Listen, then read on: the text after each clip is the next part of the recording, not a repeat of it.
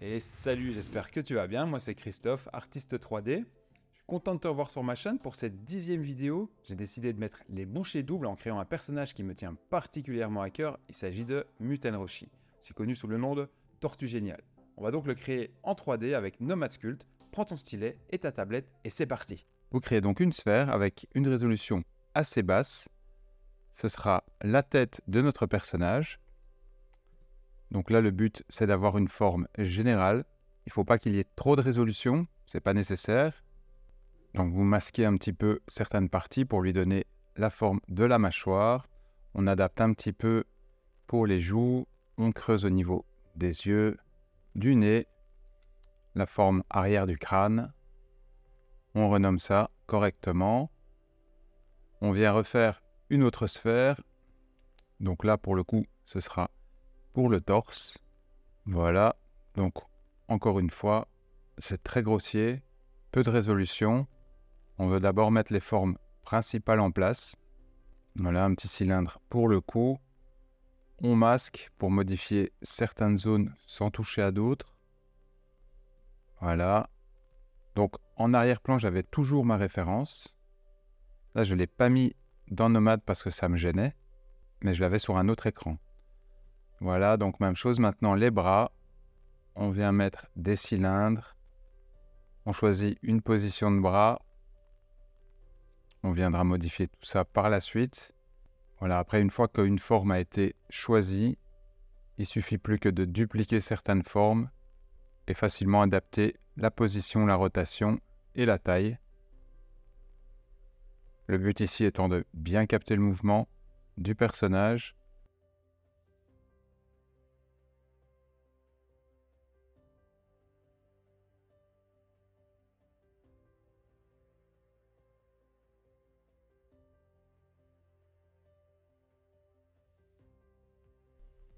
On recrée une sphère, on va venir faire la carapace de la tortue.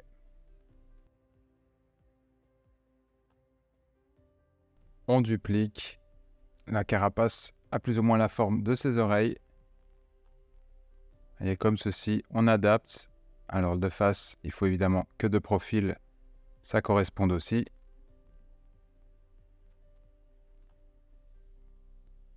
Voilà, donc on adapte un petit peu la forme de l'habit. C'est donc le haut de son kimono.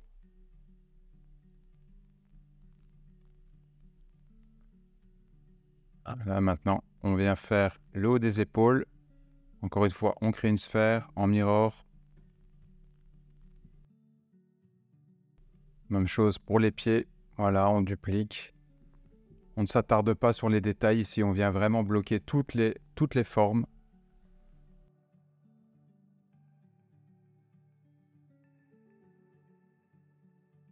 Il faut vous habituer à ce que ce soit moche au début.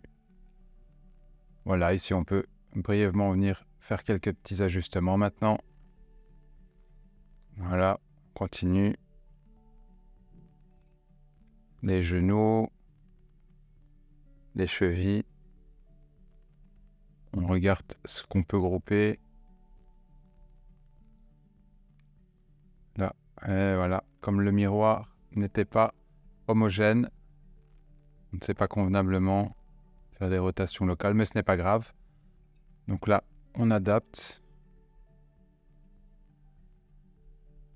On continue à travailler en très très basse résolution. Forcez-vous à mettre une basse résolution.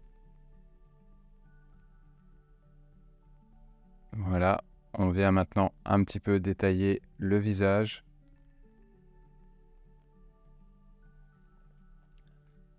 Alors là, je change de matériau, je mets des mat caps. C'est plus agréable pour mes yeux, tout simplement.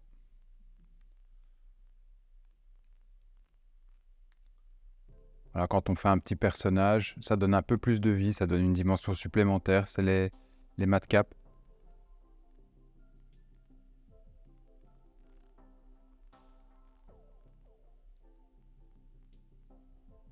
Avec ces matériaux-là, d'ailleurs, les environnements et les lumières ne fonctionnent pas, donc c'est uniquement des matériaux. Voilà, on vient dessiner la bouche. adapter un petit peu son expression. C'est aussi important de ne pas passer trop de temps sur ce genre de détails, notamment comme la bouche et tout ça ici, puisqu'on sait qu'une barbe et une moustache vont venir devant. Voilà, on creuse un petit peu. Les joues. Elles ressortent fort sur le personnage. Les arcades sourcilières.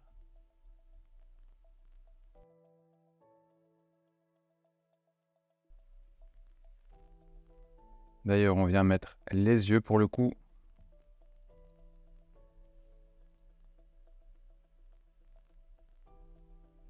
Les yeux donnent toujours un petit peu plus de vie au personnage. Voilà. N'oubliez pas d'adapter bien la géométrie de votre personnage sous tous ses angles, vers le bas, vers le haut, donc en plongée, en contre-plongée. Là, je viens vite mettre les sourcils, ça donne aussi un peu plus de personnalité au personnage. Il se construit petit à petit.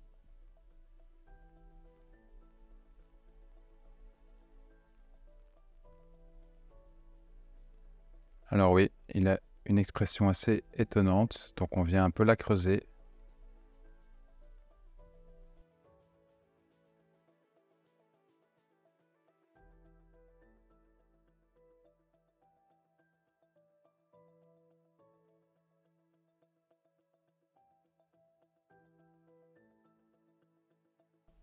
Voilà, on vient rajouter un petit peu de détail tout doucement. La géométrie n'est pas idéale pour l'instant. Voilà, une fois qu'on voit qu'on perd trop de temps sur une partie, comme j'ai passé pas mal de temps ici sur la tête, je décide de faire autre chose. Je décide de passer sur les moustaches. On complète toujours le visage, mais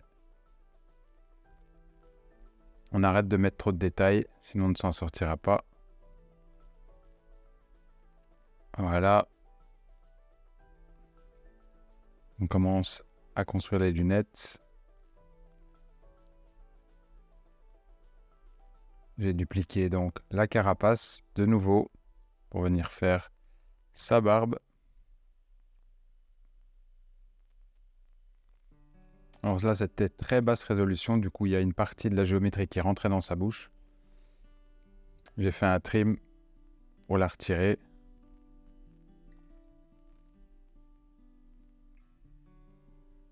Il est important que les formes soient en place. Le reste, on verra plus tard. Voilà, on commence à adapter tout doucement les proportions. Voilà, on sculpte un petit peu l'oreille, légèrement les rides. Ça aurait pu être fait plus tard. Et ici, le détail de la moustache est totalement inutile.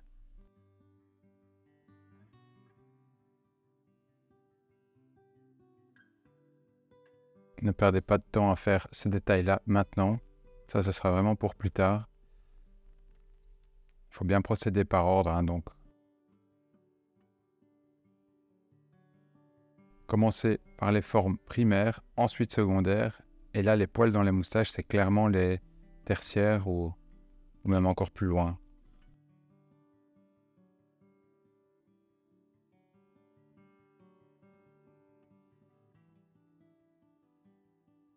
Continue avec les proportions des épaules, des bras. Pas oublier que c'est un vêtement qui est assez ample. Voilà, on va un petit peu gonfler.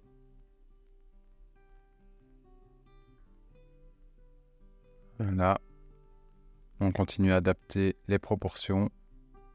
Alors les manches, elles pendent un tout petit peu. On vient les creuser légèrement.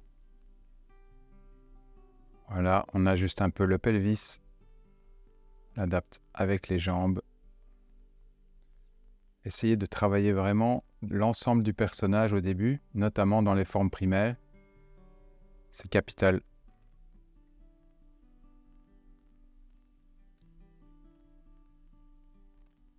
N'oubliez pas de vous amuser, surtout, c'est le plus important. Donc, si vous avez envie, comme ici, j'avais envie de faire la carapace à ce moment-là, j'ai passé un peu de temps dessus. Voilà, tout simplement. Faites-vous plaisir quand même.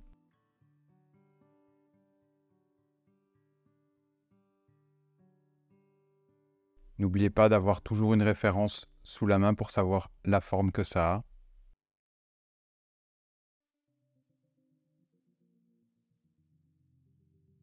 Là, je l'adapte au niveau de la grille du sol. Je teste un petit peu la hiérarchie.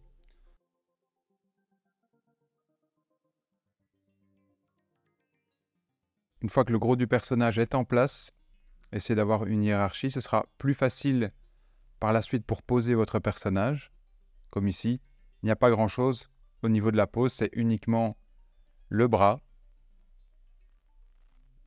Après, quelques petits ajustements. Ça, ce sera en fonction de votre modèle sheet.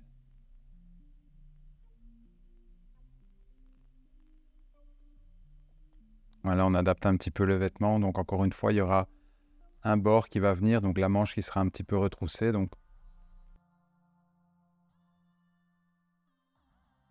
la résolution qu'il y a ici, c'est vraiment pas grave. C'est pas important. Ici, l'important, ce sera la mise en place du personnage. Voilà. Commence avec un petit peu d'asymétrie. Ça me semble encore un peu tôt. Mais encore une fois, s'il y a des choses qui vous font plaisir, faites-les. C'est le plus important. Le plus important, c'est de vous faire plaisir.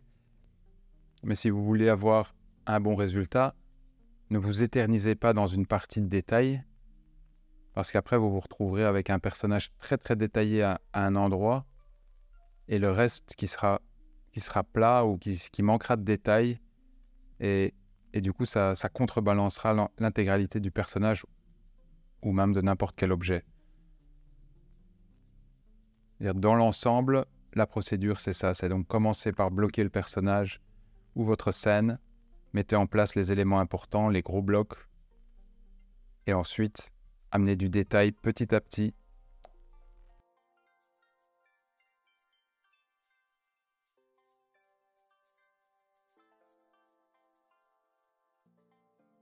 Dans le cadre d'un personnage ou d'un environnement, le but c'est de faire une seule illustration. Donc c'est important que vous ayez une vue d'ensemble. Donc n'amenez pas du détail à un endroit en particulier, faites-le petit à petit, progressivement. Mettez tous les bâtiments en place avec des cubes, par exemple. Ensuite, venez mettre petit à petit des fenêtres, grossièrement. Comme ici. Et après, vous venez mettre des briques qui dépassent, etc. Donc, plus de détails. Dégrossissez vraiment. Donc ça, c'est un petit travail préparatoire. L'importance aussi du modèle sheet et de le redessiner peut-être dans Procreate ou dans n'importe quel logiciel de dessin, une feuille aussi. C'est vraiment de vous dire, ah voilà, j'ai envie de faire ce genre de choses, que ce soit un environnement ou un personnage. Je vais commencer par faire ceci, voilà, la tête.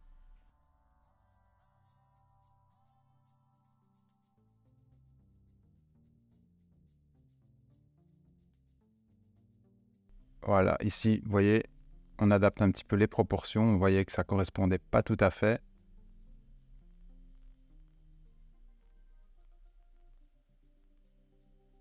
Voilà, un tout petit peu de détail. Comme on avait vu dans les vidéos précédentes, l'importance de maîtriser l'outil de sélection.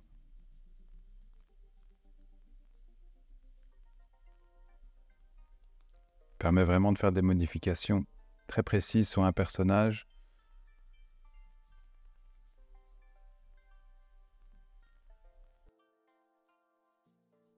On s'est bien rendu compte que le niveau de détail n'était pas si important. Voilà, on affine un petit peu.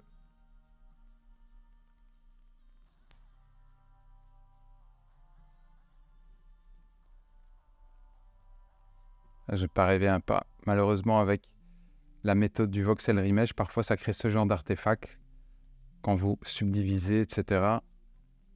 C'est vraiment pas pratique. Donc là, on teste. On essaye, tiens, est-ce que ça va marcher ou pas? C'est aussi important d'essayer certaines choses. Faut pas avoir peur, c'est pas grave. On a le droit de se tromper.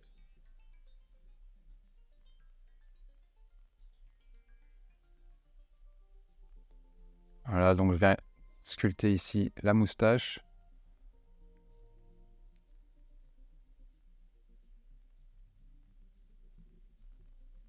Moi, ça me donnait l'impression de donner un peu plus de caractéristiques au personnage, de détails, mais on se rend très vite compte que les endroits fort détaillés attirent aussi beaucoup plus le regard. Donc ici, quand on voit la moustache et le reste du personnage, on se rend directement compte qu'il y a beaucoup trop de détails à ce niveau-là. Et c'est clairement pas le moment, c'est clairement pas la bonne méthode. Voilà, hop. On va changer ça.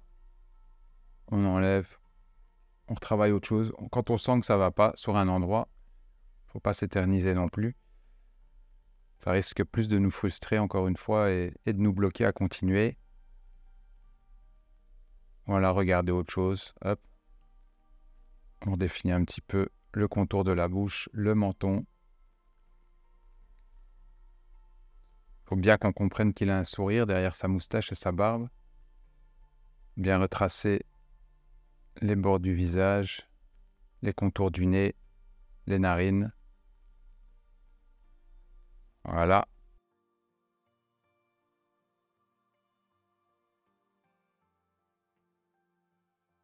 Alors ici, l'outil Flatten est quand même pas mal utilisé. Les plans accrochent quand même bien la lumière et donnent une bonne définition des volumes. On ajuste un petit peu avec l'outil Move.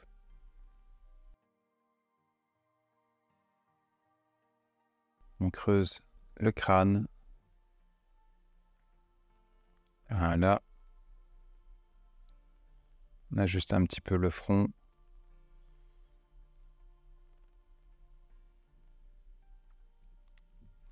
Malgré tout, le visage reste primordial dans un personnage.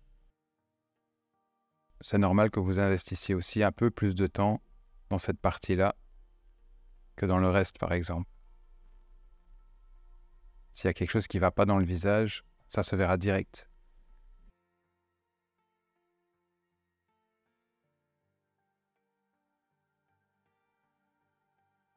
On adapte un petit peu les yeux.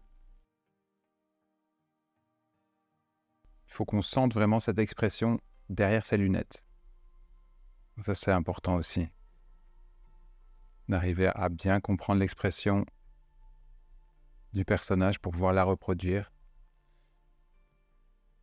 Voilà, là, les détails dans la barbe et tout ça.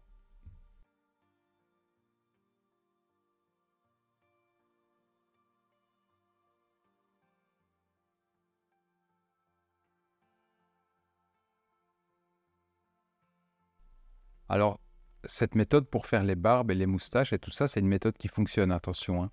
C'est juste que pour ce personnage-là, dans ce cas de figure précis, eh ben, ça ne marche pas, tout simplement.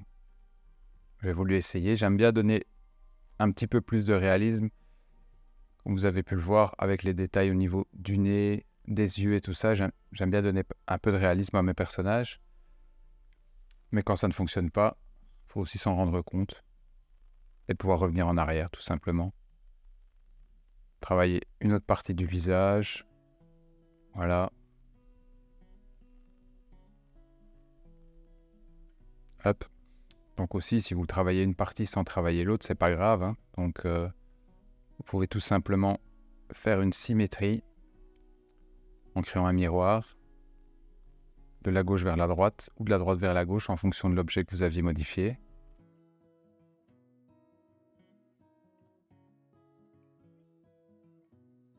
On va retirer un petit peu, adapter la taille, la forme de base. Ça reste le plus important. On est toujours en train de mettre les formes en place.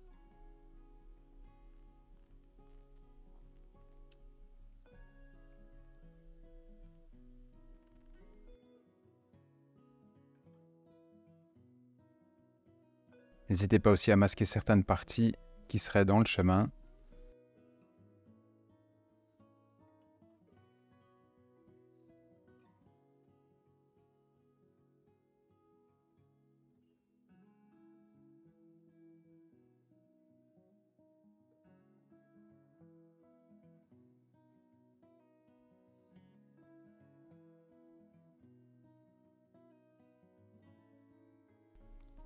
Voilà, donc pour tracer les creux du vêtement.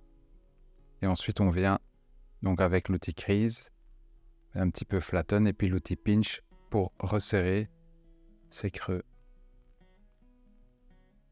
Je vois l'outil flatten pour les accroches, fonctionne très bien.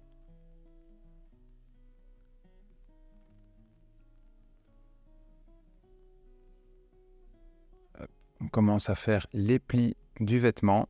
Donc on a modifié le pinceau de l'outil Crease pour que ça nous donne ce genre de résultat.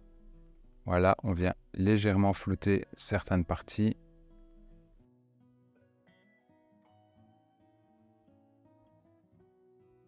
Et ensuite, on met l'outil Crease en sub pour venir créer du volume.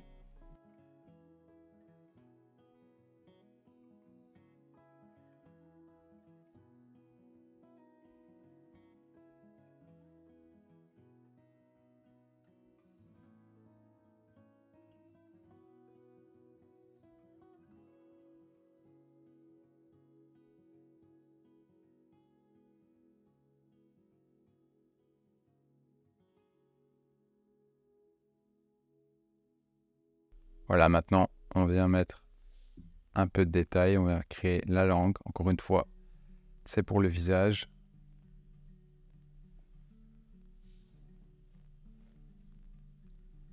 Alors, on enlève le détail là, ça ne marche pas.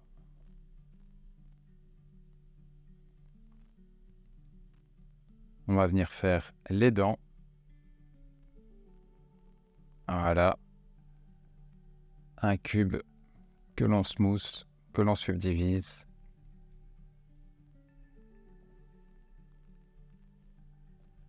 On vient un petit peu sculpter pour donner une forme. Et ensuite, pour le reste des dents, on vient tout simplement les dupliquer et les positionner. Voilà, une fois qu'une partie de la mâchoire est faite, on peut simplement les grouper, voilà, et faire un mirror. Évidemment, quand il fait un mirror, donc il duplique. Ce n'est pas nécessaire de cloner au préalable la partie que vous allez mirrorer.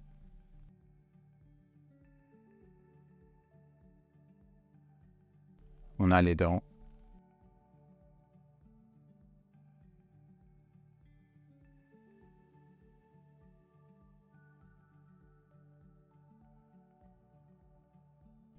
Ah, par contre, la dent sortait un petit peu plus.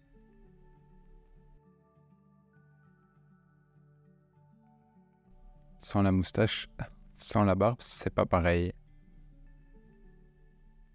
Et vraiment, voilà, il faut vraiment qu'on sente le poids de l'âge.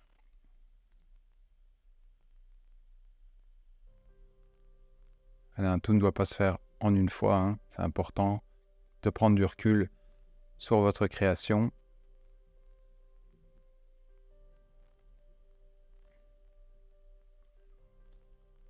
Là, on vient faire le contour des lunettes avec l'outil Tube qu'on close. On vient un petit peu modifier le profil.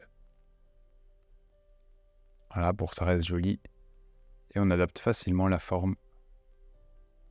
Comme ceci. Là, l'outil Tube est vraiment très très fort dans Nomad.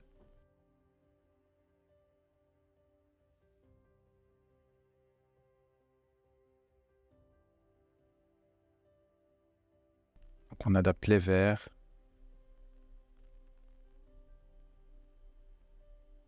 Voilà, on va venir faire le milieu des lunettes. L'outil Move, l'outil Smooth, on va un petit peu voir.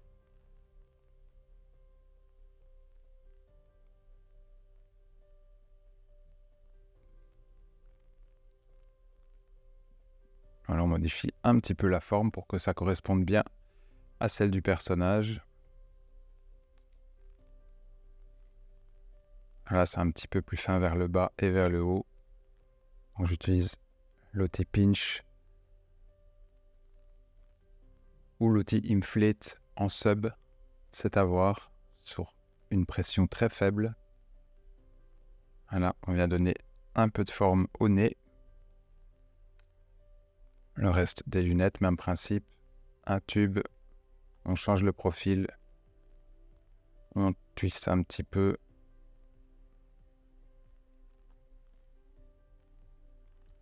Et voilà. On triche un petit peu sur la forme des lunettes, c'est pas trop grave.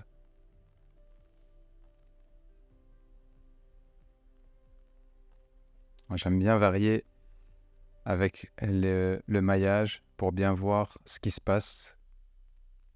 Si l'objet est bien balancé au niveau du maillage. Voilà, donc là, on vient de rajouter un peu de détail aux oreilles. On a vu qu'il y avait une erreur. Donc c'est pas grave, on la corrige. Ensuite, on fait un petit mirror et c'est réglé. Voilà, on va venir faire un peu plus de détails au niveau des manches. Adapter aussi un peu mieux la forme, comme ceci. Voilà. Encore une fois, les sélections. Très important pour laisser certaines parties en place et ne toucher que des parties très spécifiques. Voilà, on vient refaire des plis dans le vêtement. Pour ça, il faut suffisamment de subdivision. Et on utilise ici l'outil crease.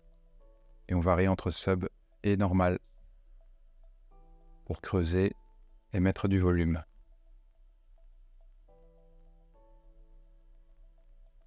Il y a plusieurs façons de faire des plis dans les vêtements. Il y a des brosses d'ailleurs il y a des pinceaux d'ailleurs qui existent qui sont déjà tout indiqués pour le faire. Mais comme ça, vous apprenez aussi à maîtriser les outils de base de Nomad. Voilà, même chose pour l'autre bras. On adapte la forme, on met de la subdivision et on fait des plis. Donc les plis ne sont pas faits n'importe comment.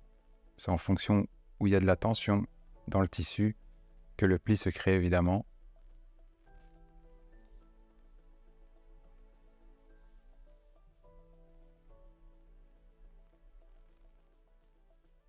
Voilà, on continue. Regardez bien l'œuvre originale pour voir où les plis se mettent de manière générale. Une fois que ça c'est fait, on commence à attaquer la main. C'est quand même un élément capital du personnage qui nous manque. Alors j'ai tenté cette approche-là pour la main, sur la base d'une sphère et de cubes que je viens dupliquer. Alors, est-ce que ça a fonctionné? Oui, ça a fonctionné. Est-ce que c'était la meilleure méthode, celle-là? Non, ce n'était pas la meilleure méthode. Et tout ça, c'est de l'expérience pour la prochaine, hein. Donc le personnage a des doigts très cartoon. Ils sont pliés.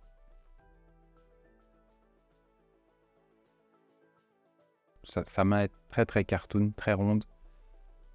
Donc déjà utiliser des cubes pour ça, c'est pas l'idéal.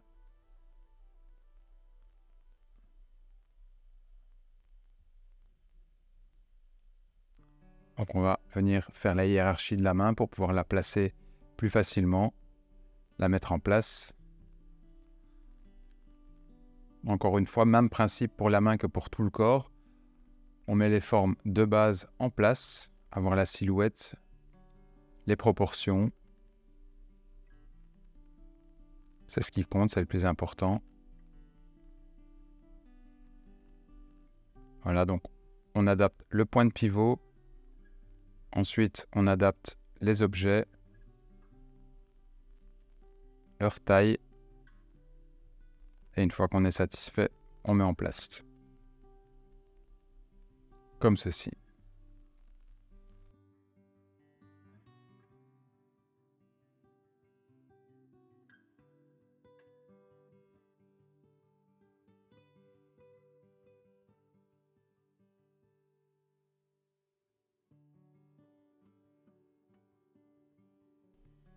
On met un peu plus de temps à tout mettre en place correctement.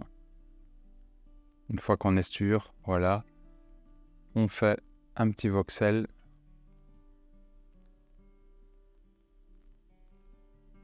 Ou un booléen.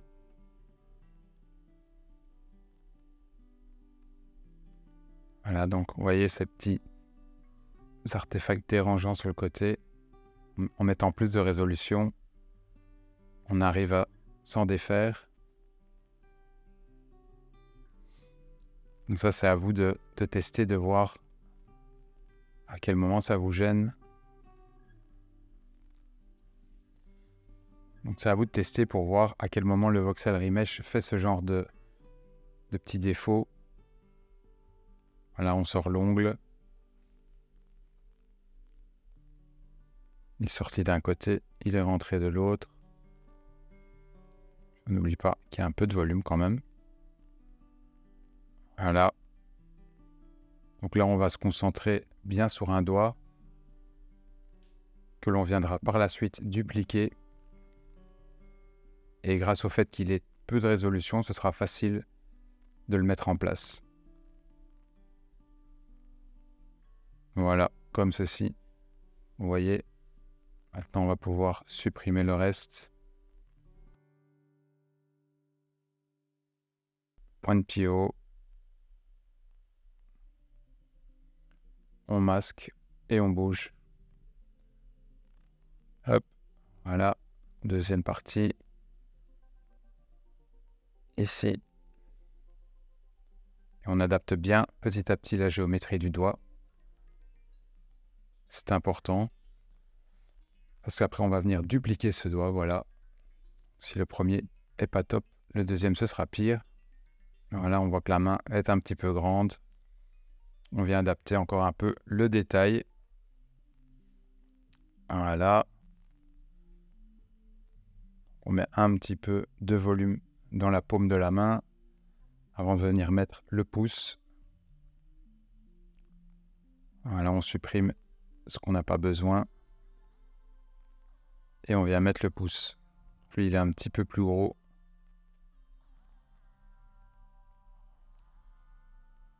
Là, on vient le mettre en place.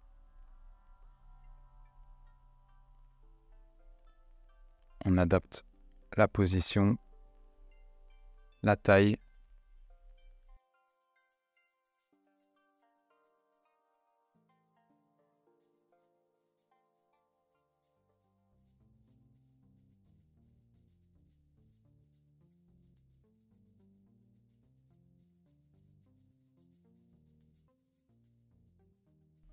C'est pas un doigt hyper réaliste, hein, à ne pas oublier, donc n'y mettez pas trop de détails non plus, les os et tout ça, c'est important. Mais pour que ce modèle-là corresponde bien au modèle sheet, ils sont très, très cartoon, très ronds, ils ont l'air très souples, donc ne prêtez pas trop d'attention aux détails tels que les os et les phalanges, etc. L'important ici, c'est vraiment de capter l'idée. Par contre, ce genre de volume, évidemment, que je crée là, ça rend beaucoup plus intéressant l'objet en soi en 3D. C'est aussi un avantage de la 3D, hein, c'est de pouvoir de donner votre petite touche personnelle, ce que vous aimez bien faire, ce que vous aimez bien modéliser, le genre de petits détails que vous appréciez mettre, tout simplement. Faites-vous plaisir.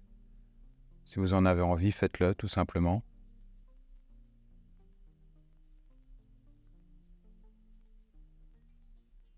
Par la suite, vous pourrez toujours sauver. Si vraiment ça ne correspond pas, vous pouvez sauver votre personnage avant de faire des grosses modifications et revenir en arrière vraiment si c'est vraiment pas ce que vous vouliez faire. Mais au moins essayez.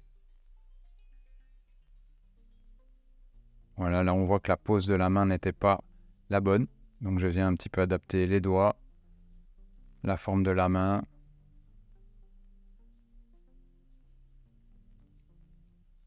Voilà.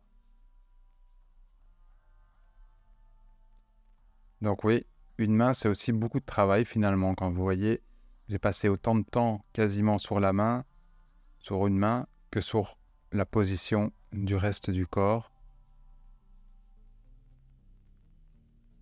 Donc c'est aussi un très bon entraînement, hein. Vous pouvez éventuellement tout simplement vous entraîner à faire des mains dans différentes positions. Vous aurez comme ça votre bibliothèque de mains déjà prête à être utilisée, que vous pourrez facilement importer pour vos personnages. Après, si vous aimez bien refaire vos mains, faites-le. Ça restera toujours un bon exercice. La nouvelle sera meilleure que la précédente, et ainsi de suite. Évidemment, quand on travaille dans le milieu professionnel, on n'a pas de temps à perdre avec ce genre de choses, donc on a une bibliothèque d'objets déjà prédéfinis que l'on utilise comme base pour le reste. Après, si vous aimez faire des mains, faites-le, hein.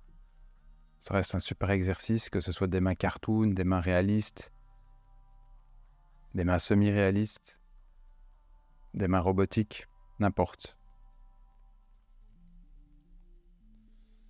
Voilà, ici, j'ai été fainéant. Je n'ai pas voulu recommencer la main à zéro. Du coup, j'ai repris les doigts qui étaient dans cette position. Et ça, je vais un petit peu le regretter par la suite parce que la position n'est pas la bonne pour une main qui tient un bâton. Voilà, j'adapte un petit peu le bras. J'essaye de garder les détails tels que les plis dans le kimono, etc. Donc vous voyez, petit à petit, on a créé du détail, hein. On est venu rajouter donc des plis dans les vêtements, la position, les mains. Tout ça se crée petit à petit, donc ne vous concentrez jamais sur une partie d'un personnage ou d'une illustration en particulier. Essayez de la voir dans son ensemble. Ce sera une bien meilleure approche qui vous fera gagner beaucoup de temps par la suite.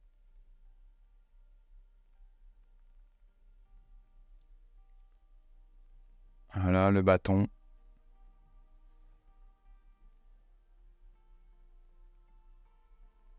Hop. Je vais un petit peu donner la forme de base du bâton aussi. Je réfléchis encore comment le faire. Donc, en ce temps, je viens modifier ses chaussures.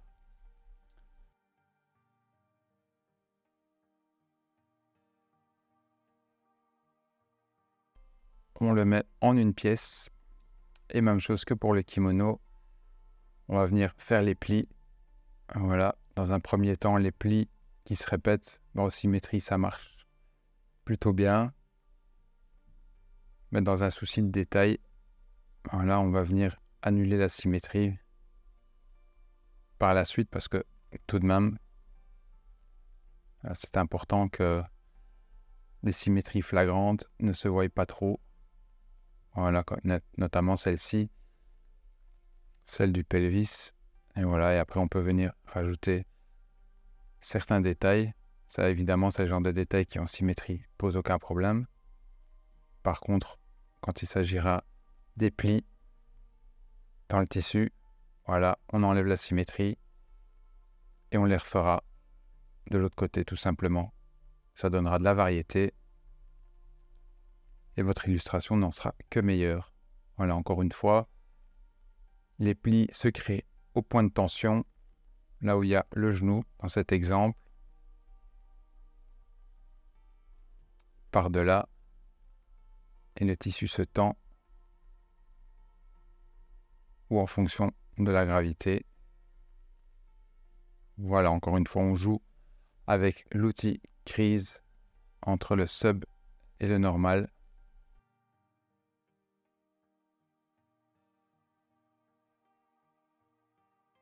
Adaptez bien votre pinceau Crease pour qu'il vous donne le résultat escompté pour votre pli.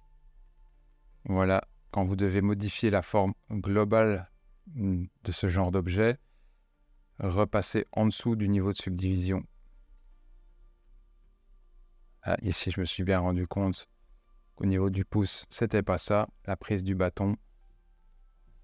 Pareil pour les doigts. Donc, ouais, j'ai vraiment compliqué la tâche. Le doigt était tout à fait déformé, donc finalement, je vais me baser sur ce doigt-là pour le refaire. Un petit peu ouvrir.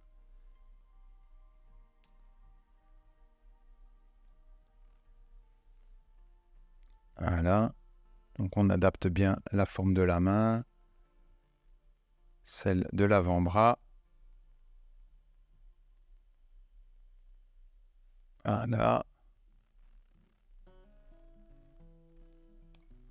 La manche. On va commencer à rajouter du détail à cet endroit-là. Il faut savoir qu'à ce niveau-là du personnage, on va dire que le plus gros est fait. Donc les mains, le visage et l'ensemble du corps. Voilà, il suffit maintenant de voir un petit peu pour ajuster certaines proportions, notamment la hauteur du crâne, les sourcils, un peu les exagérer aussi. Voilà.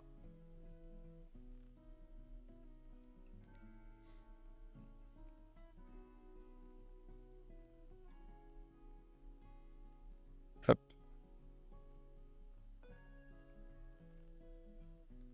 Si aussi cette partie-là du kimono ne me convenait pas, ça manquait de résolution.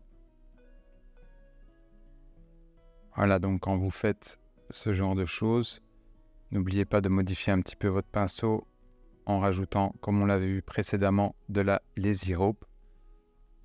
Donc ce sera beaucoup plus facile de tracer des lignes plus précises.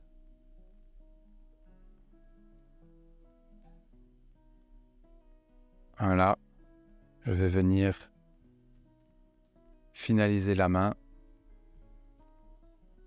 en l'agroupant tout simplement.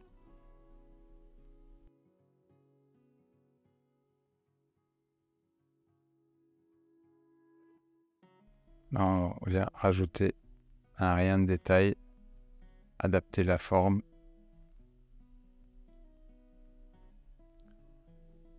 Comme ceci.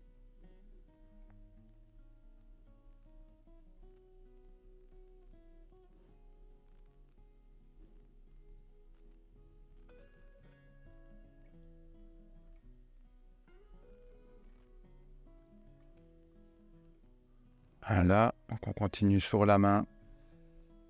J'ai vraiment eu du mal à la rendre, cette main-là. J'aurais dû la recommencer tout simplement. Au final, la fainéantise n'a pas été payante.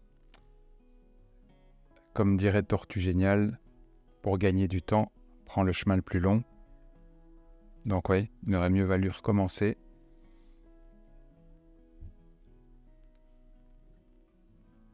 Ok, le bâton. On va essayer d'un petit peu ajuster la position du bâton. Voilà, c'est un bâton un petit peu spécial, en bois un petit peu tordu. Ça va sûrement demander aussi pas mal de résolution, ça. Donc, la forme de base est très importante.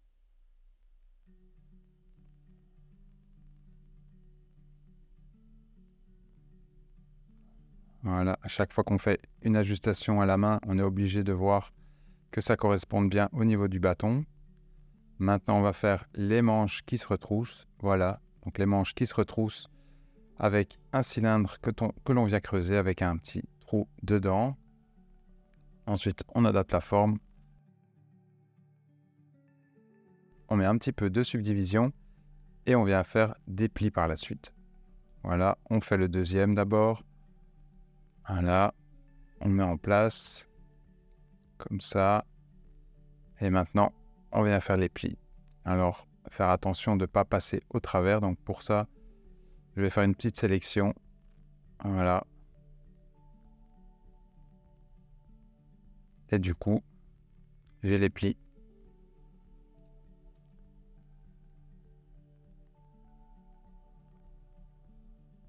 Même chose de l'autre côté.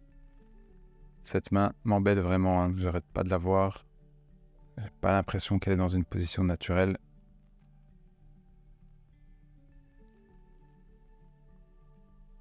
Je réajuste un petit peu la position générale du personnage. Très important de garder vos subdivisions les plus basses pour pouvoir facilement venir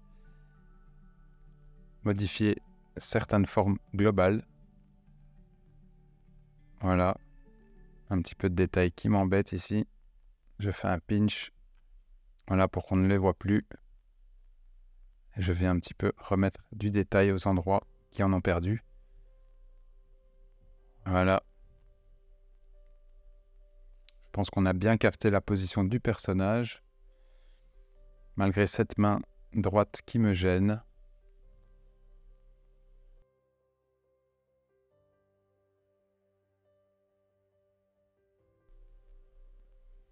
va venir faire la carapace maintenant.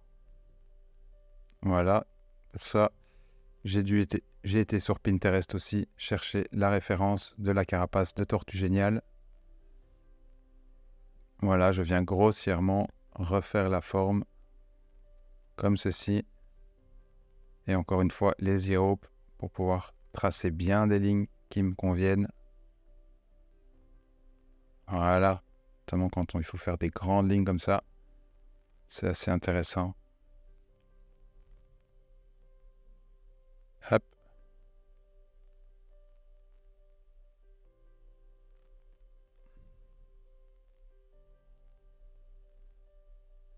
Voilà. Après ce niveau de détail-là que je mets dans le personnage, c'est pas dans le but de faire une impression à grande échelle en tout cas. Hein. Donc si vous voulez imprimer vos personnages en 3D par la suite, c'est possible. Mais avec ce genre de détails, ça donnera peut-être pas un beau résultat.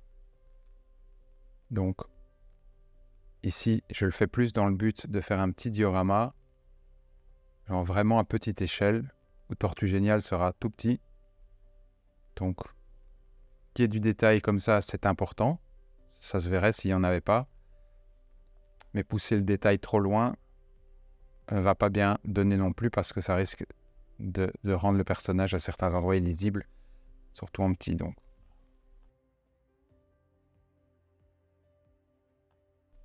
là encore une fois, l'outil pinch pour serrer.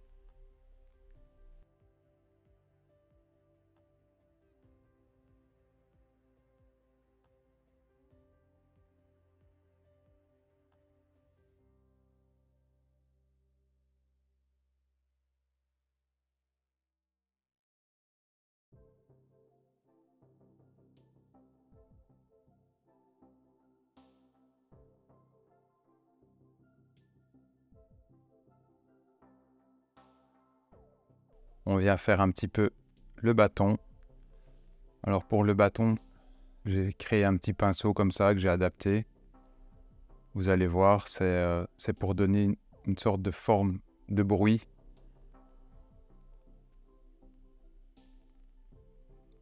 Et là, je viens créer les volumes par-dessus. Voilà. Hop, le bâton qui se torsade un petit peu. Vous voyez, comme ça. Ensuite, on vient aplatir. On met du détail, on aplatit, on vient creuser du détail. Voilà. C'est une première approche. Voilà, on modifie la forme de base. L'inclinaison.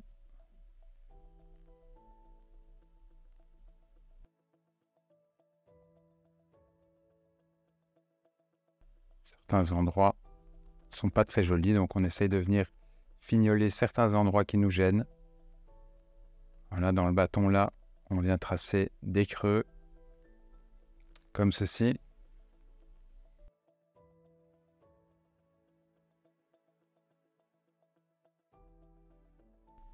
On continue, on se base un petit peu sur le model sheet du bâton pour voir un petit peu où se mettent les détails, qu'on essaye d'un petit peu de les ressortir comme il faut. Voilà, on crée la veine.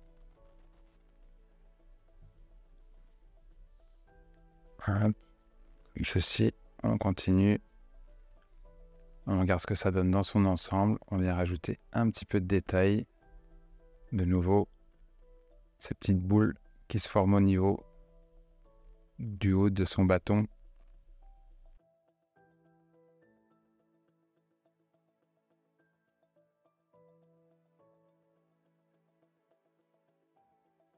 Si c'est trop détaillé, on vient adoucir ces détails. L'outil flatten pour certaines choses, sinon l'outil smooth à d'autres endroits. Maintenant, on attaque les sandalettes. Voilà. Donc les sandalettes, on va venir faire un mesh. Comme ceci, donc un petit voxel mesh. Voilà. On met de la subdivision. On va venir créer la sandale elle-même. Voilà, donc pour ceci, de nouveau, la sélection. Ensuite, un petit extract. du shell, comme ceci.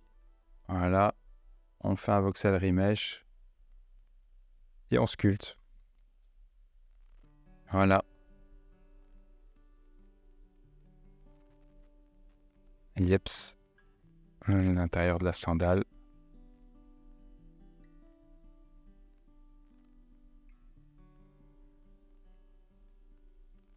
Voilà, on ajuste bien au niveau du pied.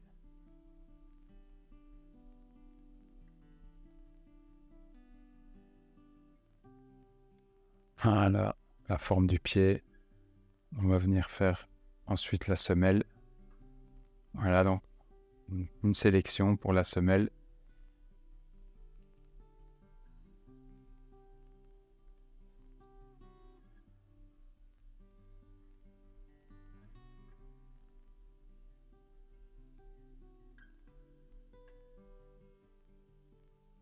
Et voilà.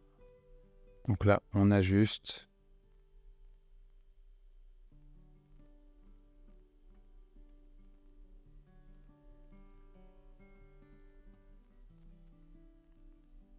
Voilà.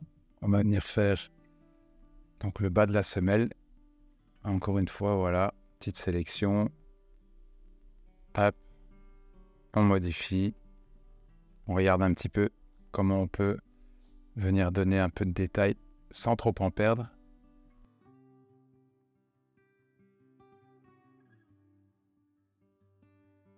Donc là, c'est une erreur que j'ai faite. Garder les pièces qui sont censées avoir des matériaux différents à part.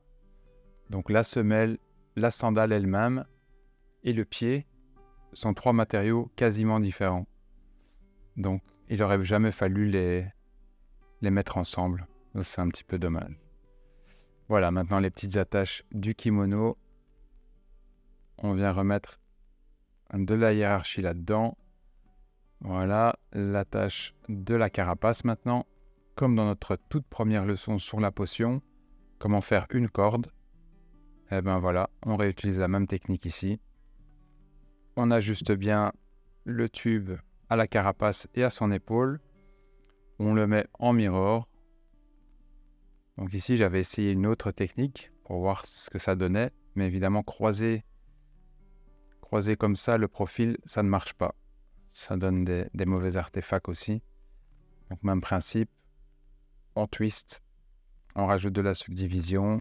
Voilà, on adoucit un petit peu les bords.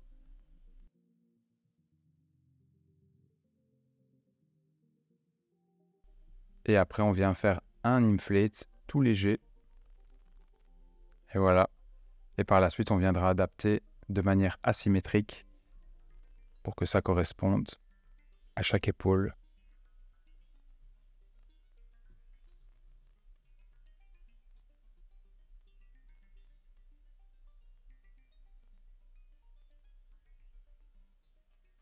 Voilà. On ajuste un petit peu la forme de la carapace.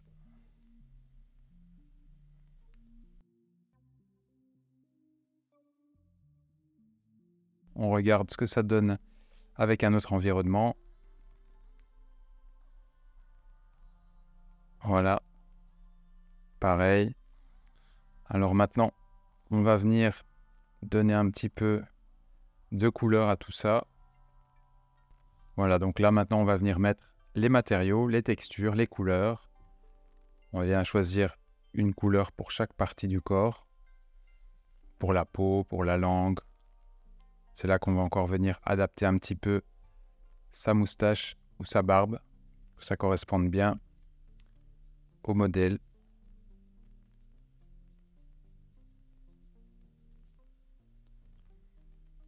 Voilà, la carapace, les lunettes qui étaient groupées, les yeux. Voilà, donc là, les yeux, on va venir mettre quand même un petit peu d'expression, un minimum.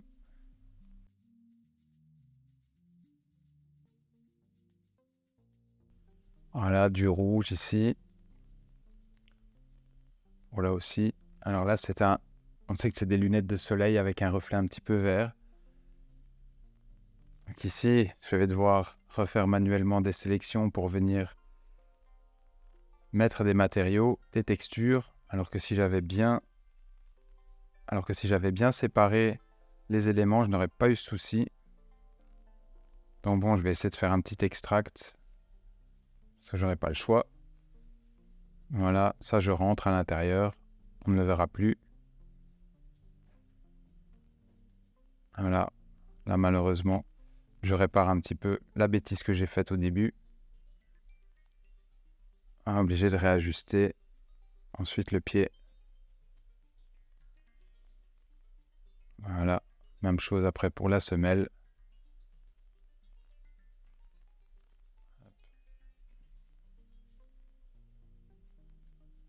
Voilà, voilà à peu près les couleurs. On adapte un petit peu la barbe parce qu'on la voit complètement sur son visage.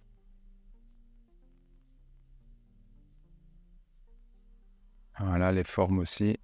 Pareil pour la moustache.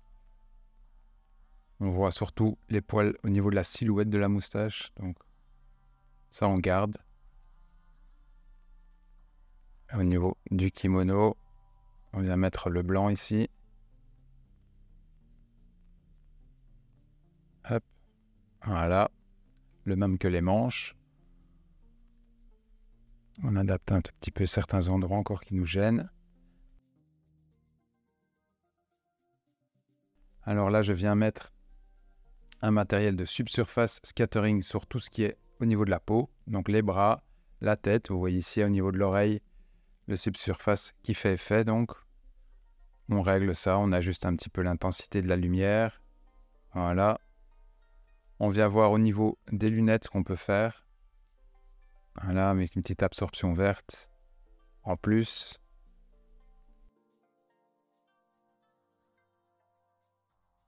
Alors là, évidemment, c'était en noir. Ici, on va peindre aussi l'intérieur de la manche.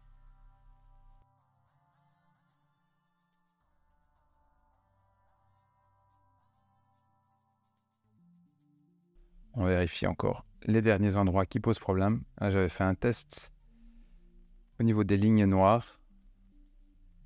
Voilà. C'est l'avantage du matériel de subsurface scattering, c'est que il donne vraiment bien, il donne vraiment un joli rendu à votre personnage. J'ai un petit peu donné la couleur à certains endroits. Ici, je vais essayer de peindre un petit peu. Mais c'est trop visible. Donc là, je remasque d'un autre côté. Voilà. Maintenant, je mets les effets post-process qui donnent bien. Et voilà, petite turntable pour voir. On vient fignoler un petit peu les maps. Alors, c'était ma version de Maître Tortue Génial créée entièrement dans Nomad Sculpt.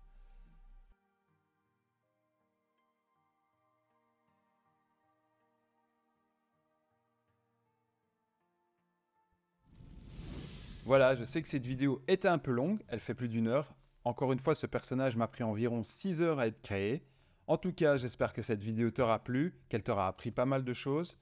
Moi, j'espère te revoir pour une prochaine vidéo. N'hésite pas à me poster tes créations, que ce soit sur Insta ou en commentaire. Et je te dis à la prochaine. Ciao!